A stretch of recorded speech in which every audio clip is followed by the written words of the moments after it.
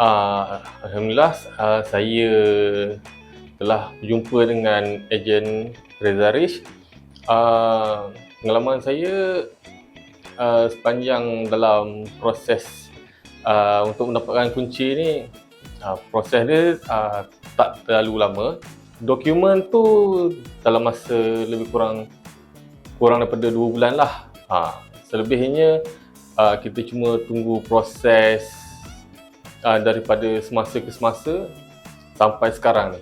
Okey, disebabkan saya bekerja di kawasan sini, jadi saya pun berkehendak untuk menetap kat sini. Jadi saya memilih ejen Reza Rish untuk dapatkan sebuah kediaman untuk saya lah, yang berhampiran dengan tempat kerja saya dan memudahkan saya untuk pergi dan pulang lah. Okay, antara kelebihan yang saya dapat lah kan, tanpa deposit, urusan mudah dan juga kediaman dekat dengan tempat kerja lah.